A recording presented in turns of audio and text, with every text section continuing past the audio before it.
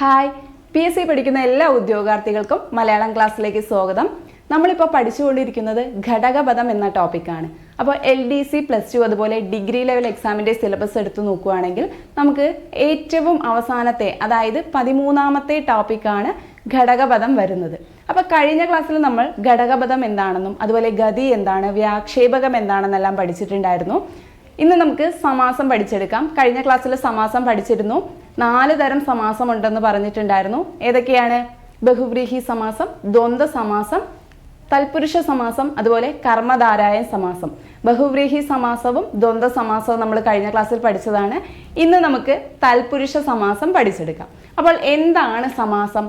വിഭക്തി പ്രത്യയങ്ങൾ കൂടാതെ രണ്ടോ അതിലധികമോ പദങ്ങളെ തമ്മിൽ കൂട്ടിച്ചേർക്കുന്നതാണ് സമാസം.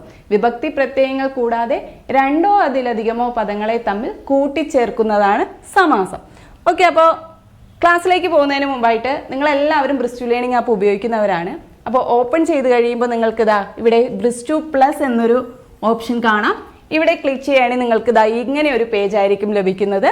ഇവിടെ മലയാളം എന്ന് കാണാം. മലയാളത്തിൽ ക്ലിക്ക് ചെയ്യുകയാണെങ്കിൽ നിങ്ങൾക്ക് എല്ലാ മലയാളം ക്ലാസ്സസും കാണാൻ സാധിക്കും. അതുകൂടാതെ നിങ്ങൾക്ക് നോട്ട്സ് ആണ് വേണ്ടതെങ്കിൽ എല്ലാ സബ്ജക്റ്റിൻ്റെ നോട്ട്സും ഈ ഒരു ഭാഗത്തായി നിങ്ങൾക്ക് അവൈലബിൾ ആണ്. ഓക്കെ അല്ലേ? അപ്പോൾ നമുക്ക് നേരെ ക്ലാസ്സിലേക്ക് പോവാം. തൽപുരുഷ സമാസം. എന്താണ് തൽപുരുഷ സമാസം?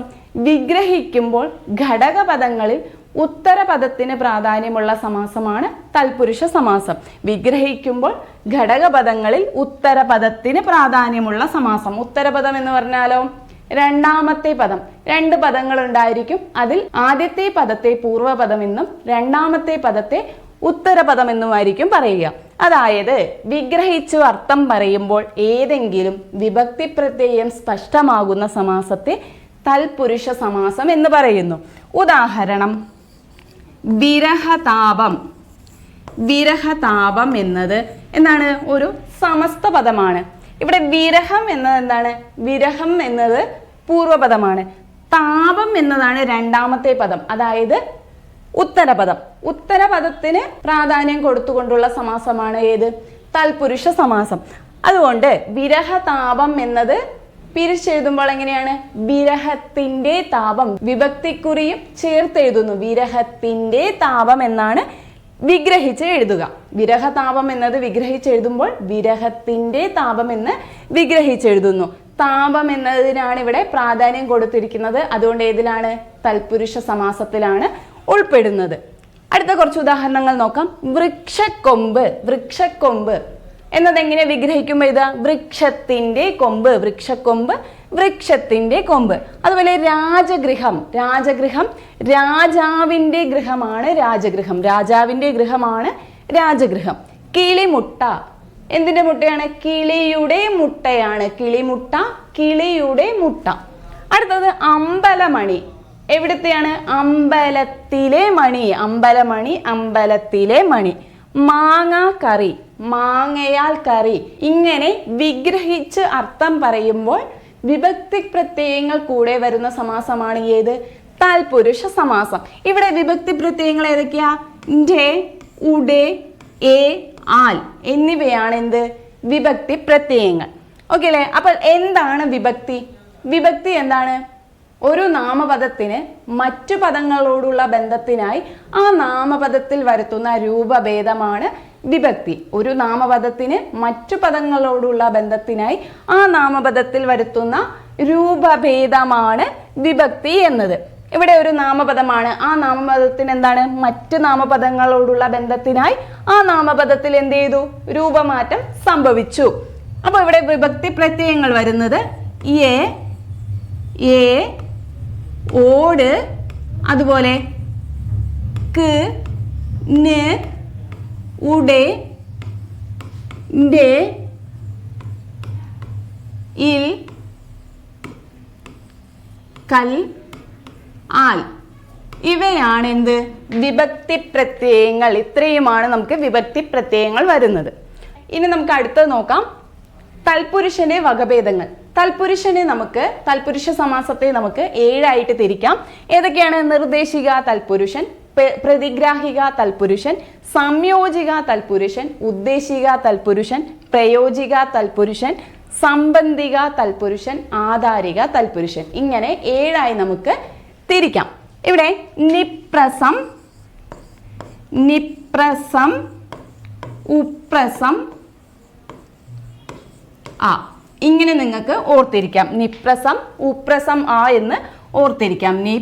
നിപ്രസം, ഉപ്രസം, ആ എന്ന് നിങ്ങൾക്ക് ഓർത്തിരിക്കാവുന്നതാണ്. നിർദ്ദേശിക, പ്രതിഗ്രാഹിക, സംയോജിക, ഉദ്ദേശിക, പ്രയോജിക, സംബന്ധിക, ആധാരിക. ഓക്കെ അല്ലേ? അടുത്തത് നിർദ്ദേശിക തൽപുരുഷൻ. എന്താണ് നിർദ്ദേശിക തൽപുരുഷൻ? നിർദ്ദേശിക തൽപുരുഷന് പ്രത്യയങ്ങൾ ഒന്നും തന്നെ ഇല്ല. അതുകൊണ്ട് പൂർവപദത്തിനോട് എന്ന അവ്യയം ചേർന്ന് വരുന്നു. അവ്യയം എന്താണെന്ന് കഴിഞ്ഞ ക്ലാസ്സിൽ പറഞ്ഞിട്ടുണ്ടായിരുന്നു. നിർദ്ദേശിക തൽപുരുഷന് പ്രത്യയങ്ങളൊന്നും ഇല്ലാത്തതിനാൽ പൂർവപദത്തിനോട് എന്ന അവ്യയം ചേർന്ന് വരുന്നു. ഉദാഹരണം കേരളദേശം. കേരളദേശം എന്ന സമസ്ത പദത്തെ നമുക്ക് എങ്ങനെ വിഗ്രഹിച്ചെഴുതാം? കേരളം എന്ന ദേശം. കേരളദേശം എന്നത് എങ്ങനെയാണ്? കേരളം എന്ന ദേശം, കേരളം എന്ന ദേശം. നയനേന്ദ്രിയം. നയനേന്ദ്രിയം എങ്ങനെയാണ്? നയനം എന്ന ഇന്ദ്രിയം, നയനം എന്ന ഇന്ദ്രിയം. അടുത്ത കാളിദാസ കവി. കാളിദാസ കവി, കാളിദാസൻ എന്ന കവി, കാളിദാസൻ എന്ന കവി. അടുത്ത ഗംഗാ നദി. ഗംഗാ നദി എന്നത് എങ്ങനെയാണ്? ഗംഗ എന്ന നദി എന്നാണ് വരിക. ഗംഗാ നദി, ഗംഗ എന്ന നദി. ശിബി ചക്രവർത്തി, ശിബി എന്ന ചക്രവർത്തി. ഇങ്ങനെ എന്ന അവ്യയം ചേർന്ന് വരുന്നതാണ് ഏത്? നിർദ്ദേശിക തൽപുരുഷൻ. അടുത്തത് ഒരു ക്വസ്റ്റ്യൻ ആണ്, വിഗ്രഹിക്കുക. ഹിമാലയ പർവ്വതം. ഹിമാലയ പർവ്വതം, ഹിമാലയമാകുന്ന പർവ്വതം, ഹിമാലയം എന്ന പർവ്വതം, ഹിമാലയത്തിലെ പർവ്വതം, ഹിമാലയത്തിൻ്റെ പർവ്വതം. ഇതെങ്ങനെയായിരിക്കും വിഗ്രഹിച്ചെഴുതുക? ഹിമാലയ പർവ്വതം എന്താണ്?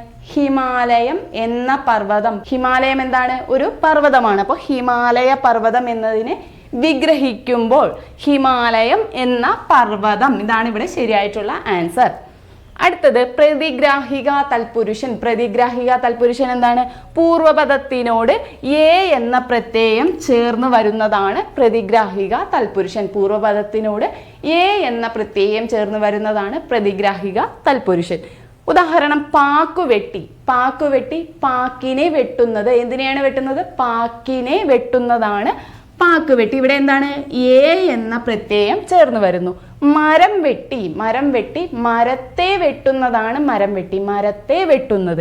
അടുത്ത കൈമുട്ട്. കൈമുട്ട്, കയ്യിലെ മുട്ട്. കൈമുട്ട്, കയ്യിലെ മുട്ട്. തലവേദന. തലവേദന എന്താണ്? തലയിലെ വേദന. തലവേദന, തലയിലെ വേദന. അടുത്തത് മുഖഭാവം. മുഖഭാവം എങ്ങനെ വിഗ്രഹിച്ചെഴുതുക? മുഖത്തിലെ ഭാവം. മുഖത്തിലെ ഭാവമാണ് മുഖഭാവം. കാട്ടുരാജാവ്. കാട്ടിലെ രാജാവ്. ഇവിടുത്തെ രാജാവാണ്? കാട്ടിലെയാണ്. കാട്ടിലെ രാജാവാണ് കാട്ടുരാജാവ്.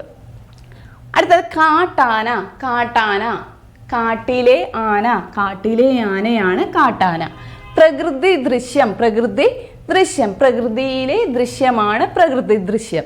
അടുത്ത ആകാശപ്പൊയ്ക. ആകാശത്തിലെ പൊയ്ക. നാടുവാഴൽ. നാടിനെ വാഴൽ. നാടുവാഴൽ, നാടിനെ വാഴൽ. അമ്പലമണി. അമ്പലമണി എന്താണ്? അമ്പലത്തിലെ മണി. അമ്പലമണി, അമ്പലത്തിലെ മണി. അടുത്തത് സ്വർഗദൂതൻ. സ്വർഗദൂതൻ, സ്വർഗത്തിലെ ദൂതനാണ് സ്വർഗദൂതൻ. വനവേടൻ, വനത്തിലെ വേടൻ. വനത്തിലെ വേടനാണ് വനവേടൻ, വനത്തിലെ വേടൻ. അടുത്തത് പുഴവെള്ളം. പുഴയിലെ വെള്ളം. പുഴവെള്ളം, പുഴയിലെ വെള്ളം. ദൂരക്കാഴ്ച. ദൂരത്തെ കാഴ്ച. ദൂരക്കാഴ്ച വിഗ്രഹിക്കുമ്പോൾ ദൂരത്തെ കാഴ്ച. കോഴി വളർത്തൽ. കോഴി വളർത്തൽ, കോഴികളെ വളർത്തൽ എന്നാണ്. കോഴികളെ വളർത്തൽ. കഥാസന്ദർഭം എങ്ങനെയാണ്? കഥയിലെ സന്ദർഭം. കഥയിലെ സന്ദർഭം. അടുത്ത പാദധൂളി. പാദത്തിലെ ധൂളി. പാദധൂളി, പാദത്തിലെ ധൂളി. അപ്പൊ ഇങ്ങനെ എ എന്ന വിഭക്തി പ്രത്യയം സ്പഷ്ടമാകുന്ന തൽപുരുഷ സമാസമാണ് ഏത്? പ്രതിഗ്രാഹിക തൽപുരുഷൻ. പാദധൂളി എന്ന പദത്തിന്റെ ശരിയായ വിഗ്രഹാർത്ഥം എഴുതുക. എന്താണ് പാദധൂളി എന്നത്? വിഗ്രഹിക്കുമ്പോൾ പാദത്തിലെ ധൂളി, പാദമാകുന്ന ധൂളി, പാദവും ധൂളിയും പാദധൂളികൾ. എങ്ങനെ വരിക? പാദത്തിലെ ധൂളിയാണ്, പാദത്തിലെ ധൂളിയാണ് പാദധൂളി. അടുത്തത് സംയോജിക തൽപുരുഷൻ. വിഗ്രഹിക്കുമ്പോൾ ഓട് എന്ന സംയോജിക വിഭക്തി പ്രത്യയം പൂർവപദത്തിൽ കാണുന്നത് സംയോജിക തൽപുരുഷൻ. വിഗ്രഹിക്കുമ്പോൾ ഓട് എന്ന സംയോജിക വിഭക്തി പ്രത്യയം പൂർവപദത്തിൽ കാണുന്നതാണ് ഏത്? സംയോജിക തൽപുരുഷൻ. ഉദാഹരണം കലാസ്നേഹം. കലാസ്നേഹം എന്തിനോടാണ് സ്നേഹം? കലയോടാണ്. കലയോടാണ് സ്നേഹം. അപ്പൊ കലയോടുള്ള സ്നേഹമാണ് കലാസ്നേഹം. അടുത്ത ഉഷ്ണസമാനം എന്തിനോടാണ്? ഉഷ്ണത്തോട് സമാനം. ഉഷ്ണത്തോട് ഓട് എന്ന വിഭക്തി പ്രത്യയം വരുന്നു. അടുത്ത രാജ്യസ്നേഹം. രാജ്യസ്നേഹം രാജ്യത്തോടുള്ള സ്നേഹം. രാജ്യത്തോട് ഓടുള്ള സ്നേഹം. മദ്യാസക്തി. മദ്യാസക്തി എന്താണ്? മദ്യത്തോട് ആസക്തി. മദ്യാസക്തി മദ്യത്തോട് ആസക്തി. താമ്പൂലപ്രിയം. താമ്പൂലത്തോട് പ്രിയമുള്ളവൾ. താമ്പൂലത്തോട് പ്രിയമുള്ളവൾ. അടുത്തത് ഉദ്ദേശിക തൽപുരുഷൻ. എന്താണ് ഉദ്ദേശിക തൽപുരുഷൻ? ക്ക്, ന് എന്നീ പ്രത്യയങ്ങൾ ചേർത്ത് വിഗ്രഹിക്കുന്നതാണ് ഏത്? ഉദ്ദേശിക തൽപുരുഷൻ. ക്ക്, ന് എന്നീ പ്രത്യയങ്ങൾ ചേർത്ത് വിഗ്രഹിക്കുന്നതാണ് ഉദ്ദേശിക തൽപുരുഷൻ. ഇവിടെ ഗുരുദക്ഷിണ. ഗുരുദക്ഷിണ എന്നത് എന്താണ്? വിഗ്രഹിക്കുമ്പോൾ ലഭിക്കുന്നത് ഗുരുവിനുള്ള ദക്ഷിണ എന്നാണ്. ഗുരുവിനുള്ള ദക്ഷിണയാണ് ഗുരുദക്ഷിണ. അതുപോലെ കൊടിമരം. കൊടിമരം എങ്ങനെയാണ്? കൊടിക്കുള്ള മരം. കൊടിക്കുള്ള മരമാണ് കൊടിമരം. ഇവിടെ ഗുരുവിനുള്ള ദക്ഷിണ ഇവിടെ എന്താ വന്നിരിക്കുന്നത്? ന്. ന് എന്നുള്ള പ്രത്യയമാണ് വന്നിരിക്കുന്നത്. അതുപോലെ കൊടിക്കുള്ള മരം ഇവിടെ ക്ക് എന്ന പ്രത്യയമാണ് വന്നിരിക്കുന്നത്. കൊടിക്കുള്ള മരം എന്നതിൽ ക്ക് എന്നുള്ള പ്രത്യയമാണ് വന്നത്. അതുപോലെ നാടുവാഴൽ. നാടുവാഴൽ, നാടിനെ വാഴൽ, ഇതെന്തിനാണ്? ഇത് പ്രതിഗ്രാഹിക്കാണ് കേട്ടോ. പ്രതിഗ്രാഹിക്കാണ്. എ എന്ന പ്രത്യയം വരുന്ന പ്രതിഗ്രാഹിക്കാണ്. അതുപോലെ മൺവെട്ടി, മണ്ണിനെ വെട്ടുന്നത്, ഇതും എന്താണ്? എ എന്നുള്ള പ്രത്യയമാണ് പ്രതിഗ്രാഹിക തൽപുരുഷന്. സ്നേഹസമ്മാനം. സ്നേഹത്തിന് ഉള്ള സമ്മാനമാണ് ഏത്? സ്നേഹസമ്മാനം. സ്നേഹത്തിന് ഉള്ള സമ്മാനമാണ് സ്നേഹസമ്മാനം. അടുത്തത് നയനാകർഷകം. നയനാകർഷകം എങ്ങനെ ഘടകപദമാക്കും? നയനത്തിന് ആകർഷമാകുന്നതാണ് നയനാകർഷണം. നയനത്തിന് ആകർഷമാകുന്നത് നയനാകർഷണം. അടുത്തത് കൊടിമരം. കൊടിക്കുള്ള മരം. കൊടിക്കുള്ള മരം. പിതൃതർപ്പണം. പിതൃക്കൾക്ക് തർപ്പണമാണ് ഏത്? പിതൃതർപ്പണം. പിതൃക്കൾക്ക് തർപ്പണമാണ് വരുന്നത്. അടുത്ത സഹോദര തുല്യൻ. സഹോദര തുല്യൻ സഹോദരന് തുല്യൻ. സഹോദരന് തുല്യൻ. ആർക്ക് തുല്യൻ? സഹോദരന് തുല്യൻ. അടുത്ത സ്വപ്ന തുല്യം. സ്വപ്ന തുല്യം എന്നത് സ്വപ്നത്തിന് തുല്യം. സ്വപ്നത്തിന് തുല്യമാണ് സ്വപ്ന തുല്യം. സ്വപ്നത്തിന് തുല്യം. അടുത്തത് സ്നേഹാർഹൻ. സ്നേഹാർഹൻ എങ്ങനെയാണ് ഘടകപദമാക്കുന്നത്? സ്നേഹത്തിന് അർഹൻ. സ്നേഹത്തിന് അർഹൻ. സ്നേഹത്തിന് അർഹൻ. അടുത്തത് പ്രയോജിക തൽപുരുഷൻ. പ്രയോജിക തൽപുരുഷൻ. പ്രയോജിക തൽപുരുഷനിൽ എന്താണ്? ആൽ, കൊണ്ട് എന്ന പ്രത്യയം ചേർത്ത് വിഗ്രഹിക്കുന്നതാണ് ഏത്? പ്രയോജിക തൽപുരുഷൻ. ഉദാഹരണം ശോകാദ്രം. ശോകാദ്രം ശോകത്താൽ ആർദ്രമാണ് ഏത്? ശോകാദ്രം. ശോകത്താൽ ആർദ്രം ശോകാദ്രം. പൂപ്പന്തൽ. പൂവാൽ പന്തൽ. പൂപ്പന്തൽ പൂവാൽ പന്തലാൽ. അടുത്ത ഭയചകിതം. ഭയചകിതം ഭയത്താൽ ചകിതമാണ് ഏത്? ഭയചകിതം. ഭയത്താൽ ചകിതം. അടുത്ത വെണ്ണക്കൽ കൊട്ടാരം. വെണ്ണക്കൽ കൊട്ടാരം എങ്ങനെയാ വിഗ്രഹിക്കുക?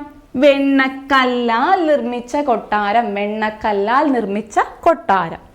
അടുത്തത് ശ്ലേഷ്ണശിലാശില്പം. ശ്ലേഷ്ണശിലാശില്പം എങ്ങനെ എഴുതാം? ശ്ലേഷ്ണശില കൊണ്ട് നിർമ്മിച്ച ശില്പം. ശ്ലേഷ്ണശില കൊണ്ട് നിർമ്മിച്ച ശില്പമാണ് ശ്ലേഷ്ണശിലാശില്പം. അടുത്ത വിദ്യാഭ്യാസം. വിദ്യാഭ്യാസം വിദ്യയാൽ അഭ്യാസം. വിദ്യാഭ്യാസം വിദ്യയാൽ അഭ്യാസം. ദേഹാധ്വാനം എങ്ങനെ എഴുതാം? ദേഹത്താൽ അധ്വാനമാണ് ദേഹാധ്വാനം. ദേഹത്താൽ അധ്വാനം. സ്വർണമാല. സ്വർണം കൊണ്ടുള്ള മാല. സ്വർണം കൊണ്ടുള്ള മാലയാണ് സ്വർണമാല. സ്വർണം കൊണ്ടുള്ള മാല. സ്വർണവള. സ്വർണവള എങ്ങനെയാണ്? സ്വർണത്താൽ ഉള്ള വളയാണ് സ്വർണവള. സ്വർണത്താൽ ഉള്ള വളയാണ് സ്വർണവള. സ്വർണമാല സ്വർണം കൊണ്ടുള്ള മാല. സ്വർണവള സ്വർണത്താൽ ഉള്ള വള. അടുത്ത കരുണാർദ്രം. കരുണാർദ്രം, കരുണയാൽ ആർദ്രം, കരുണയാൽ ആർദ്രം. അടുത്ത സ്നേഹശാഠ്യം. സ്നേഹത്താൽ ശാഠ്യം, സ്നേഹശാഠ്യം, സ്നേഹത്താൽ ശാഠ്യം. അടുത്തത് ശോകഭരിതം. ശോകഭരിതം, ശോകത്താൽ ഭരിതം, ശോകഭരിതം, ശോകത്താൽ ഭരിതം. പുഷ്പമാല്യം. പുഷ്പമാല്യം എന്തുകൊണ്ടാണ്? പുഷ്പം കൊണ്ടാണ്, പുഷ്പം കൊണ്ടുള്ള മാല്യം. വാസനാ വികൃതി, വാസനയാൽ വികൃതി അല്ലെങ്കിൽ വാസന കൊണ്ട് വികൃതി, വാസനയാൽ വികൃതി. വികാര നിർഭരം. വികാര നിർഭരം, വികാരത്താൽ നിർഭരം, വികാരത്താൽ നിർഭരമാണ് വികാര നിർഭരം. അടുത്തത് പാംസുസ്നാനം. പാംസുസ്നാനം, പാംസുവാൽ ആൽ സ്നാനം, പാംസുവാൽ സ്നാനം. ദീപാലങ്കാരം. ദീപങ്ങളാൽ, ദീപങ്ങളാൽ അലങ്കാരമാണ് ദീപാലങ്കാരം. അടുത്ത സംബന്ധിക തൽപുരുഷൻ. സംബന്ധിക തൽപുരുഷൻ ഉടെ എന്നീ പ്രത്യയങ്ങൾ ചേർത്ത് വിഗ്രഹിക്കുന്നതാണ് ഏത്? സംബന്ധിക തൽപുരുഷൻ. ഉദാഹരണം മരച്ചില്ല. മരച്ചില്ല, മരത്തിന്റെ ചില്ലയാണ് മരച്ചില്ല, മരത്തിന്റെ ചില്ലയാണ് മരച്ചില്ല. അടുത്ത തടിക്കഷണം. തടിക്കഷണം, തടിയുടെ കഷണമാണ് തടിക്കഷണം. അതുപോലെ ഉടേ എന്നത് ചേർത്ത് വിഗ്രഹിക്കുന്നതാണ് ഏത്? സംബന്ധിക തൽപുരുഷൻ. പുലരൊളി. പുലരിയുടെ ഒളിയാണ് ഏത്? പുലരൊളി. അഗ്നിനാളം. അഗ്നിനാളം, അഗ്നിയുടെ നാളം, അഗ്നിനാളം, അഗ്നിയുടെ നാളമാണ് അഗ്നിനാളം. അടുത്തത് ഗതിവേഗം. ഗതിവേഗം എന്ന് വിഗ്രഹിക്കുമ്പോൾ ഗതിയുടെ വേഗം. താമരത്തണ്ട് വിഗ്രഹിക്കുമ്പോൾ എങ്ങനെയാ? താമരയുടെ തണ്ട്. എന്തിൻ്റെ തണ്ടാണ്? താമരയുടെ തണ്ടാണ്. ഗിരിമസ്തകം. ഗിരിമസ്തകം, ഗിരിയുടെ മസ്തകം. അടുത്തത് പൂച്ചക്കുഞ്ഞ്. എന്തിൻ്റെ കുഞ്ഞാണ്? പൂച്ചയുടെ കുഞ്ഞാണ്. പൂച്ചയാലൊന്നും വരില്ല, പൂച്ചയുടെ കുഞ്ഞാണ് പൂച്ചക്കുഞ്ഞ്. മുല്ലപ്പൂവ്. എന്തിൻ്റെ പൂവാ? മുല്ലയുടെ പൂവാണ് മുല്ലപ്പൂവ്, മുല്ലയുടെ പൂവ്. ചങ്ങല കഷണം. ചങ്ങല കഷണം, ചങ്ങലയുടെ കഷണം, ചങ്ങലയുടെ കഷണമാണ് ഏത്? ചങ്ങല കഷണം. അടുത്ത കലാസ്വാദനം. കലയുടെ ആസ്വാദനമാണ് ഏത്? കലാസ്വാദനം, കലയുടെ ആസ്വാദനം. കാർമേഘവർണ്ണൻ. കാർമേഘത്തിന്റെ വർണ്ണമുള്ളവനാണ് എന്ത്? കാർമേഘവർണ്ണൻ. കാർമേഘവർണ്ണൻ, കാർമേഘത്തിന്റെ വർണ്ണമുള്ളവൻ. അടുത്തത് ഗാന്ധിനി സൂനു. ഗാന്ധിനിയുടെ സൂനു ആണ് ഗാന്ധിനി സൂനു. പ്രഭാപൂരം. പ്രഭയുടെ പൂരമാണ് പ്രഭാപൂരം, പ്രഭയുടെ പൂരം പ്രഭാപൂരം. ശിക്ഷാവിധി. എങ്ങനെ വിഗ്രഹിക്കാം? ശിക്ഷയുടെ വിധി, ശിക്ഷാവിധി, ശിക്ഷയുടെ വിധി. അപമാന ചിഹ്നം. അപമാന ചിഹ്നം, അപമാനത്തിൻ്റെ ചിഹ്നം രേ, അപമാനത്തിൻ്റെ. ആത്മാവിഷ്കാരം. ആത്മാവിൻ്റെ ആവിഷ്കാരമാണ് ആത്മാവിഷ്കാരം. അടുത്ത സ്വരസമ്മേളനം. സ്വരത്തിൻ്റെ സമ്മേളനമാണ് സ്വരസമ്മേളനം. ജീവിത പശ്ചാത്തലം. എങ്ങനെയാ? ജീവിതത്തിൻ്റെ പശ്ചാത്തലമാണ് ജീവിത പശ്ചാത്തലം. ജീവനാളം. ജീവനാളം, ജീവന്റെ നാളമാണ് ജീവനാളം, ജീവന്റെ നാളം. അടുത്ത വാദ്യാഘോഷം. വാദ്യഘോഷം, വാദ്യത്തിൻ്റെ ഘോഷം, വാദ്യഘോഷം, വാദ്യത്തിൻ്റെ ഘോഷം. അടുത്തത് ധരണീപതി. ധരണീപതി, ധരണിയുടെ പതിയാണെന്ത്? ധരണീപതി, ധരണിയുടെ പതി. ഭൈമിഗൃഹം. ഭൈമിഗൃഹം, ഭൈമിയുടെ ഗൃഹമാണ്, ഭൈമിഗൃഹം, ഭൈമിയുടെ ഗൃഹം. കേശിനി മൊഴി. കേശിനി മൊഴി, കേശിനിയുടെ മൊഴി, കേശിനി മൊഴി, കേശിനിയുടെ മൊഴി. ഇന്ദ്രിയ ഘടന. ഇന്ദ്രിയ ഘടന, ഇന്ദ്രിയത്തിൻ്റെ ഘടന, ഇന്ദ്രിയത്തിൻ്റെ ഘടന. ഉപചാപക വൃന്ദം. ഉപചാപക വൃന്ദമാണ് എന്താണ്? ഉപചാപകന്മാരുടെ വൃന്ദം, ഉപചാപകന്മാരുടെ വൃന്ദം. ദൈവകൃപ. ദൈവകൃപ എങ്ങനെയാ? ദൈവത്തിൻ്റെ കൃപയാണ് ദൈവകൃപ, ദൈവത്തിൻ്റെ കൃപ. സ്വർണപ്രകാശം. എങ്ങനെയാ വരിക? സ്വർണത്തിൻ്റെ പ്രകാശമാണ് സ്വർണപ്രകാശം, സ്വർണപ്രകാശം, സ്വർണത്തിൻ്റെ പ്രകാശം. സ്വർണ്ണ നിറം. സ്വർണത്തിൻ്റെ നിറമാണ് ഇത്? സ്വർണ്ണ നിറം, സ്വർണത്തിൻ്റെ നിറമാണ് സ്വർണ്ണ നിറം. അടുത്തത് ഇച്ഛാശക്തി. ഇച്ഛാശക്തി, ഇച്ഛയുടെ ശക്തി, ഇച്ഛാശക്തി, ഇച്ഛയുടെ ശക്തി. കേരള ചരിത്രം, കേരള ചരിത്രം കേരളത്തിൻ്റെ ചരിത്രം, അതായത് കേരളത്തെക്കുറിച്ചുള്ള ചരിത്രമാണ് കേരളത്തിൻ്റെ ചരിത്രം. ഗൗളി ജന്മം, ഗൗളി ജന്മം ഗൗളിയുടെ ജന്മം, ഗൗളിയുടെ ജന്മമാണ് ഏത്? ഗൗളി ജന്മം. കലാപാരമ്പര്യം, കലയുടെ പാരമ്പര്യം, കലയുടെ പാരമ്പര്യമാണ് കലാപാരമ്പര്യം. നീലകണ്ഠ ശൈലം, നീലകണ്ഠൻ്റെ ശൈലമാണ് നീലകണ്ഠ ശൈലം. മാധ്യമ ഭാഷ, മാധ്യമ ഭാഷ മാധ്യമത്തിൻ്റെ ഭാഷയാണ് ഏത്? മാധ്യമ ഭാഷ, മാധ്യമത്തിൻ്റെ ഭാഷ. സ്നേഹാതിരേകം, സ്നേഹാതിരേകം സ്നേഹത്തിൻ്റെ അതിരേകം, സ്നേഹത്തിൻ്റെ അതിരേകം. മാനവ വിജ്ഞാനം, മാനവ വിജ്ഞാനം മാനവൻ്റെ വിജ്ഞാനമാണ് ഏത്? മാനവ വിജ്ഞാനം, മാനവൻ്റെ വിജ്ഞാനം. അടുത്തത് മാധ്യമ സൃഷ്ടി, മാധ്യമ സൃഷ്ടി മാധ്യമത്തിൻ്റെ സൃഷ്ടി, മാധ്യമത്തിൻ്റെ സൃഷ്ടിയാണ് ഏത്? മാധ്യമ സൃഷ്ടി. കഥാരൂപം, കഥാരൂപം കഥയുടെ രൂപം, എന്തിൻ്റെ രൂപമാണ്? കഥയുടെ രൂപമാണ് കഥാരൂപം. ഗുരുപത്നി, ആരുടെ പത്നിയാണ്? ഗുരുവിൻ്റെ പത്നിയാണ് ഗുരുപത്നി, ഗുരുവിൻ്റെ പത്നി. സൂര്യകിരണം, എന്തിൻ്റെ കിരണമാണ്? സൂര്യൻ്റെ കിരണമാണ്, സൂര്യൻ്റെ കിരണമാണ് സൂര്യകിരണം. ജീവിതചര്യ, ജീവിതചര്യ ജീവിതത്തിൻ്റെ ചര്യയാണ് ജീവിതചര്യ, ജീവിതത്തിൻ്റെ ചര്യ. കർഷകഹസ്തം, കർഷകഹസ്തം ഹസ്തം എന്താണ്? കൈയാണ്, കർഷകൻ്റെ കൈ. അപ്പോൾ കർഷകൻ്റെ ഹസ്തമാണ്, കർഷകൻ്റെ ഹസ്തമാണ് കർഷകഹസ്തം. കുടുംബ സൗഖ്യം, കുടുംബത്തിൻ്റെ സൗഖ്യം, കുടുംബ സൗഖ്യം കുടുംബത്തിൻ്റെ സൗഖ്യം. യുഗപ്പിറവി, യുഗത്തിൻ്റെ പിറവി, യുഗപ്പിറവി യുഗത്തിൻ്റെ പിറവി. അടുത്തത് രാജശിക്ഷ, രാജശിക്ഷ രാജാവിൻ്റെ ശിക്ഷ, രാജാവിൻ്റെ ശിക്ഷയാണ് രാജശിക്ഷ. പ്രണയ തീവ്രത, പ്രണയ തീവ്രത എന്താണ്? പ്രണയത്തിൻ്റെ തീവ്രതയാണ് പ്രണയ തീവ്രത. അനുഭൂതി തലങ്ങൾ, അനുഭൂതിയുടെ തലങ്ങളാണ് ഏത്? അനുഭൂതി തലങ്ങൾ. ദൈവസന്നിധി, ദൈവത്തിൻ്റെ സന്നിധിയാണ് ദൈവസന്നിധി, ദൈവത്തിൻ്റെ സന്നിധി ദൈവസന്നിധി. സ്വാതന്ത്ര്യഗീതി, സ്വാതന്ത്ര്യഗീതി സ്വാതന്ത്ര്യത്തിൻ്റെ ഗീതിയാണ് സ്വാതന്ത്ര്യഗീതി, സ്വാതന്ത്ര്യത്തിൻ്റെ ഗീതി സ്വാതന്ത്ര്യഗീതി. സാഹിത്യ പൂരം എന്താണ്? സാഹിത്യത്തിൻ്റെ പൂരമാണ് സാഹിത്യപൂരം.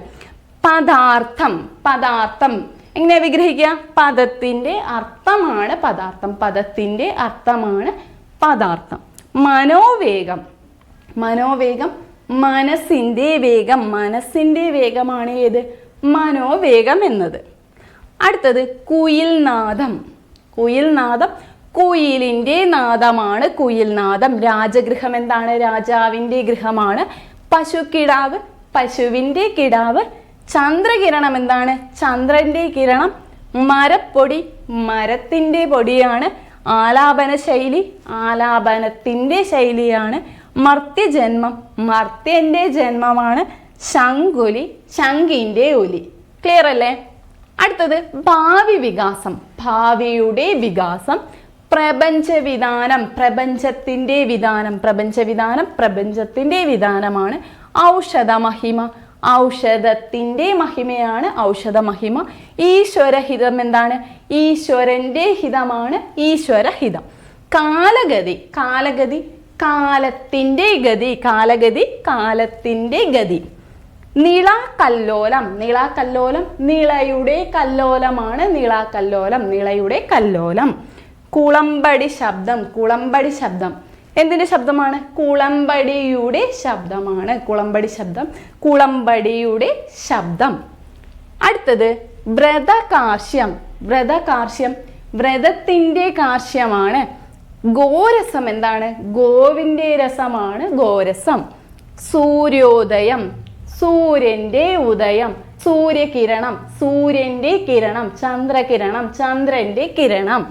സമരായുധം, സമരത്തിൻ്റെ ആയുധമാണെന്ത്? സമരായുധം. ദാസഗൃഹം, ദാസഗൃഹം ദാസന്റെ ഗൃഹമാണ് ദാസഗൃഹം.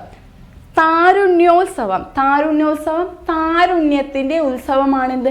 താരുണ്യോത്സവം, താരുണ്യത്തിൻ്റെ ഉത്സവം.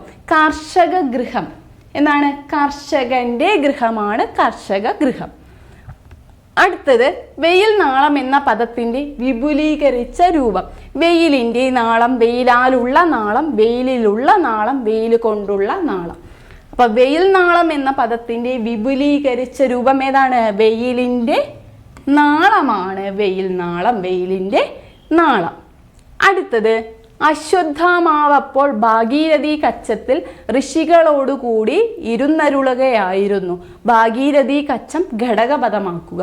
ഭാഗീരഥിയുടെ കച്ചം, ഭാഗീരഥി ആകുന്ന കച്ചം, ഭാഗീരഥിയും കച്ചവും, ഭാഗീരഥിയിലെ കച്ചം. ഏതാ വരിക?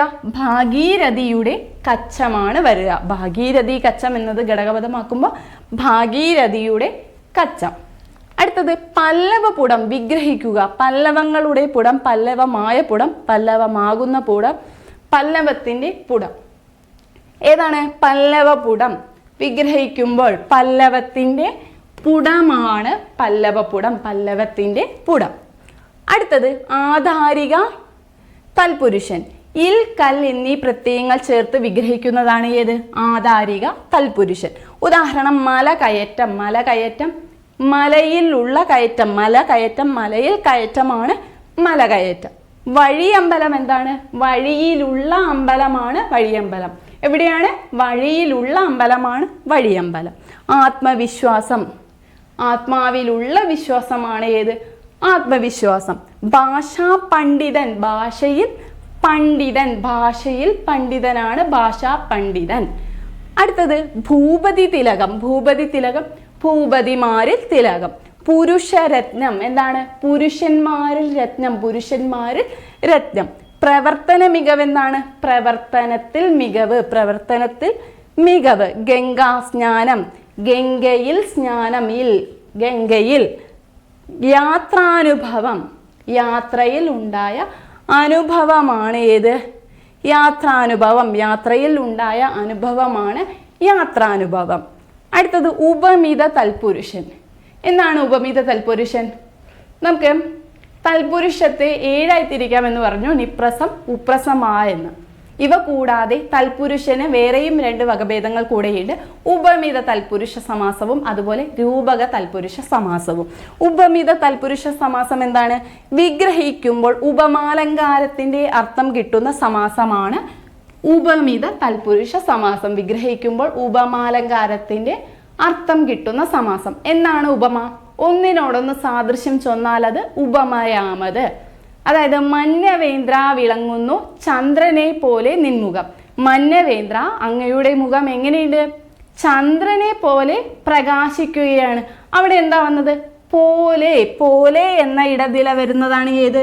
ഉപമിത തൽപുരുഷ സമാസം. പോലെ എന്ന് വരുന്നത്, അതായത് ഒന്നിനെ മറ്റൊന്നിനോട് സാദൃശ്യം പറയുന്നതാണ് ഏത്? ഉപമിത തൽപുരുഷ, ഉപമാലങ്കാരം. അപ്പൊ ഉപമാലങ്കാരത്തിന്റെ അർത്ഥം ലഭിക്കുന്നു എന്ന് പറയുമ്പോൾ ഉപമിത തൽപുരുഷനിൽ ഏതാ വരിക? പോലെ എന്ന ഇടനിലയാണ് വരുന്നത്. ശിലാഹൃദയം. ശിലാഹൃദയം, ശിലാ പോലുള്ള ഹൃദയം. ഇവിടെ എന്ത് ചെയ്തു? ശിലാ പോലുള്ള, പോലെ എന്ന ഇടനില വന്നു. അതുപോലെ പാൽ പുഞ്ചിരി, പാൽ പോലുള്ള പുഞ്ചിരി. ഇവിടെ എന്താണ്? പോലെ എന്ന ഇടനില വന്നു. പാൽ പോലുള്ള പുഞ്ചിരിയാണ് പാൽപുഞ്ചിരി, പാൽ പോലുള്ള പുഞ്ചിരി. അടുത്തത് തളിർമേനി. എങ്ങനെയുള്ള മേനിയാണ്? തളിർ പോലെയുള്ള മേനി. തളിർമേനി, തളിർ പോലുള്ള മേനി. പാദപങ്കജം, പങ്കജം പോലുള്ള പാദം, പങ്കജം പോലുള്ള പാദം. പൂമേനി. എങ്ങനെയുള്ള മേനിയാണ്? പൂവ് പോലെയുള്ള മേനിയാണ് ഏത്? പൂമേനി. പാൽമൊഴി, പാൽ പോലുള്ള മൊഴിയാണ് പാൽമൊഴി. തേൻമൊഴി എന്താണ്? തേൻ പോലുള്ള മൊഴിയാണ് തേൻമൊഴി. മലർ ചേവടി, മലർ പോലെയുള്ള ചേവടി. പൂമേനി, പൂവ് പോലെയുള്ള മേനി. ഇങ്ങനെ പോലെ എന്ന ഇടനില വരുന്നത് ഏതാണ്? ഉപമിത തൽപുരുഷ സമാസമാണ്. ഉപമാലങ്കാരത്തിന്റെ അർത്ഥം ലഭിക്കുന്ന സമാസം. അടുത്ത രൂപക തൽപുരുഷൻ. രൂപക തൽപുരുഷൻ എന്താണ്? വിഗ്രഹിക്കുമ്പോൾ രൂപമാലങ്കാരത്തിന്റെ അർത്ഥം കിട്ടുന്ന സമാസമാണ് ഏത്? രൂപക തൽപുരുഷൻ. എന്നാണ് രൂപമാലങ്കാരത്തിന്റെ അർത്ഥം കിട്ടുന്ന സമാസം? രൂപമാലങ്കാരം എന്താണ്? അവർണ്യത്തോട് വർണ്ണത്തിന് അഭേദം ചൊൽക രൂപകം. അതായത് വിഗ്രഹിക്കുമ്പോൾ ഒരു പദത്തിന് മറ്റൊരു പദത്തോട് സാദൃശ്യം പറയുന്നതാണ് ഏതെന്ന് പഠിച്ചു? ഉപമിത തൽപുരുഷൻ എന്ന് പഠിച്ചു. ഇവിടെ വിഗ്രഹിക്കുമ്പോൾ ഒരു പദത്തിന് മറ്റൊരു പദവുമായിട്ട് തുല്യത വരുന്നതാണ് ഏത്? രൂപക തൽപുരുഷൻ. അതായത് വിഗ്രഹവാക്യത്തിനിടയിൽ ആകുന്ന എന്ന പദം ഇവിടെ വരുന്നു. വിദ്യാധനം എന്നത് ഒരു ഉദാഹരണമാണ്. വിദ്യാധനം, വിദ്യയാകുന്ന ധനം. അതായത് വിദ്യയാകുന്ന ധനം എന്ന് പറയുമ്പോൾ വിദ്യ എന്നത് എന്താണ്? ധനം തന്നെയാണെന്നാണ് സൂചിപ്പിക്കുന്നത്. വിദ്യാധനം, വിദ്യയാകുന്ന ധനം. അടുത്ത മനോദർപ്പണം. മനോദർപ്പണം എങ്ങനെയാണ്? മനസ്സാകുന്ന ദർപ്പണമാണ് മനോദർപ്പണം. മനസ്സാകുന്ന ദർപ്പണം. അടുത്തത് കാലചക്രം, കാലമാകുന്ന ചക്രം. ജീവിത നൗക എന്താണ്? ജീവിതമാകുന്ന നൗക. ജീവിത നൗക, ജീവിതമാകുന്ന നൗക. വിരൽ മുട്ട് എങ്ങനെയാ? വിരലാകുന്ന മുട്ട്. വിരലാകുന്ന മുട്ട്. കൈത്തളിർ, കൈയാകുന്ന തളിറാണ് ഏത്? കൈത്തളിർ, കൈയാകുന്ന തളിർ. ഇങ്ങനെ അഭേദം കൽപ്പിക്കുന്നത്, അതായത് തുല്യത പറയുന്നതാണ് ഏത്? രൂപക തൽപുരുഷന് ഉദാഹരണം. ഓക്കെ അല്ലേ? ക്ലിയർ അല്ലേ? ഓക്കെ, അപ്പൊ ഇന്ന് നമ്മൾ പഠിച്ചത് ഏതൊക്കെയാണ്? തൽപുരുഷന്റെ വകഭേദങ്ങളാണ്. എന്താണ് തൽപുരുഷൻ എന്നും അതുപോലെ തൽപുരുഷന്റെ വകഭേദങ്ങൾ പഠിച്ചെടുത്തു. നിപ്രസം, ഉപ്രസം, ആ എന്നിവയാണ് 7 തരം തൽപുരുഷ സമാസങ്ങൾ.